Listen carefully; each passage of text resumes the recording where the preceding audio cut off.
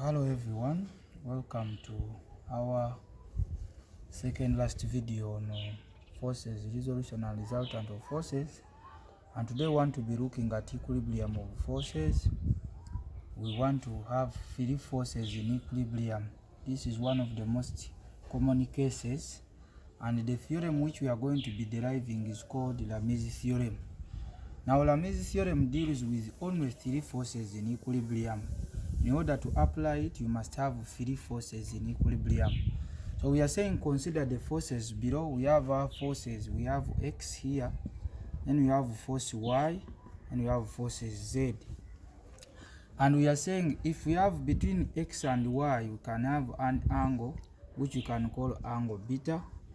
Then between Y and Z, you can have our angle, any angle, maybe you can call it mu.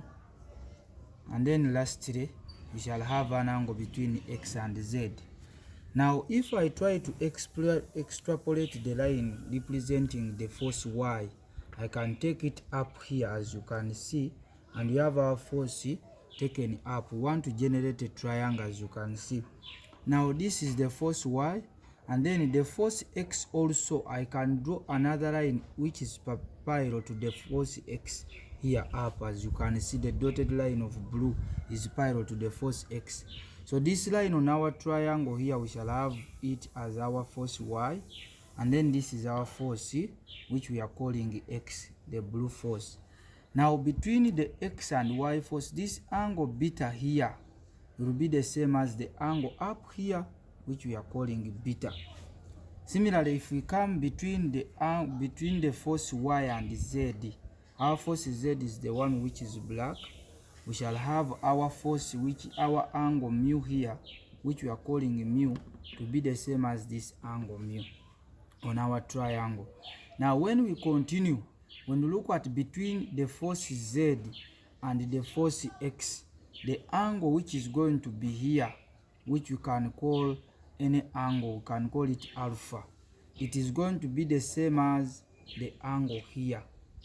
So alpha. Now when you are deriving Lamy's theorem, the first thing you have to remember, it is going to deal with three forces, and we know that when we consider triangle, we shall have three forces, three lines joined together. So we have generated our triangle using the forces by drawing lines which are parallel to the forces given, as you can see. Now the triangle developed, I can call it A, B, and then C. This is an angle beta. So if I consider my triangle ABC, I'm going to have something like this. We shall have something like this, similar to this. And then we are saying the angle out here is angle alpha, the angle here is angle beta, and then the angle down here is the angle mu, as you have seen from our diagram up there. Now if this is my triangle A, B, and then this is C, that simply implies that looking at our triangle here, inside the triangle, our angles here, we shall have an angle which will be 180 using angles on a straight line minus alpha. Here we shall have an angle which is going to be 180 minus mu, and then here we shall have an angle which is going to be 180 minus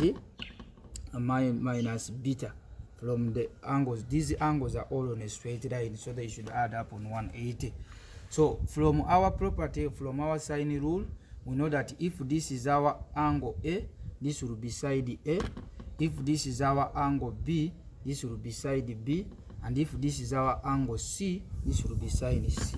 So if we using the sine rule, which I believe most of you covered in O level, or you will cover in your trigonometry. So we shall have our C all over the sine of angle C being equal to our B all over the sine of angle B, which is equal to our A all over the sine of angle A.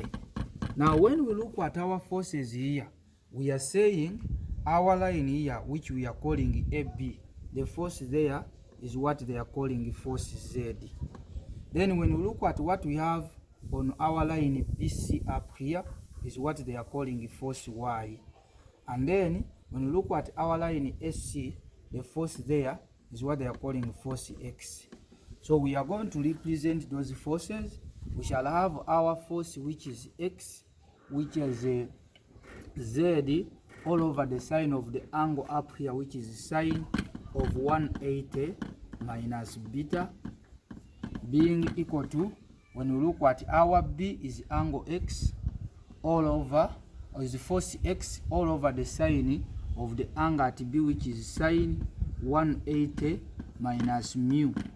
This will equal to, when we close on to the last one, which is A, it is force Y all over our angle A, which is sine of 180 minus alpha. But from your trigonometry, from trig, you know that the sine of 180 minus theta will equal to sine theta. So therefore, all of these ones will end up giving us, we shall have Z all over sine of beta, which is equal to X all over sine of mu, which is equal to Y all over sine of alpha. Now when we go back to our diagram of forces up here, looking at our diagram, you realize that we have Z over sine beta, which Z is this force here all over the sine of the angle opposite to it. We have ours, which we are going to call the Lamy's theorem, which tells us if you have a force all over sine of the angle that is opposite to it, we have sine of beta being equal to, when you look at Y is over sine alpha, which is the angle opposite to it. So we shall have our Y all over sine of the angle opposite to it. Lastly, when you look at X, we have X over sine mu, which is X all over sine of the angle which is opposite to it. So in case you are given these forces arranged like this, the above theorem is going to help us solve numbers. This is our alpha, this is our beta, this is our Z, this is our mu. And we are saying the given forces which we are dealing with, this is the force which is Z, this is the force which is X, and this is the force Y. So in any case where you are given three forces acting from a point and you are told that they are in equilibrium, you can simply apply what we are going to be calling the Lamy's theorem, where we are saying a force over the sine of the angle over it, that ratio is going to be the same throughout the forces. So that is the Lamy's theorem. We can now cross on to examples.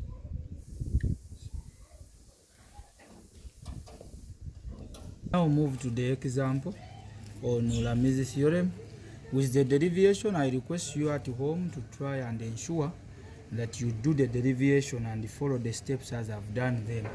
However, when working out the question, all you need to know is this formula and then you apply. So that's what we are going to do in this example.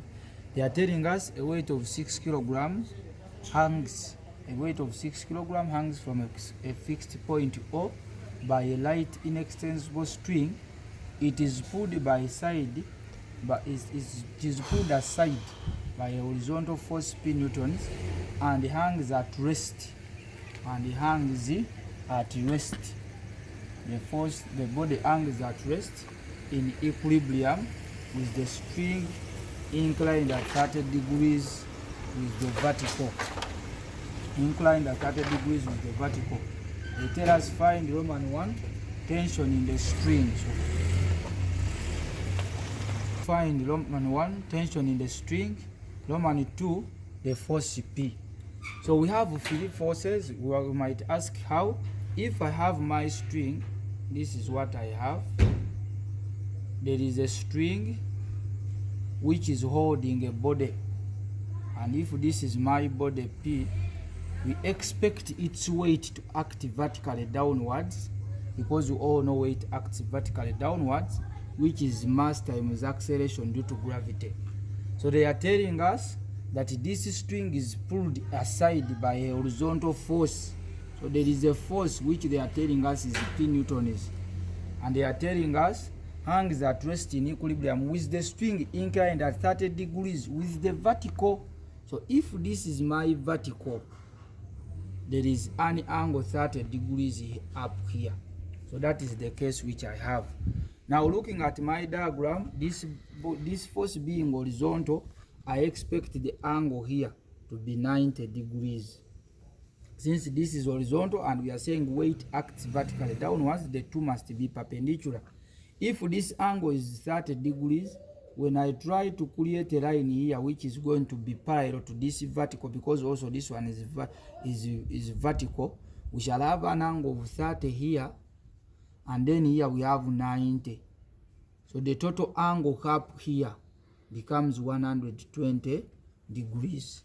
Now if this is 120, this is 90, the total becomes 210.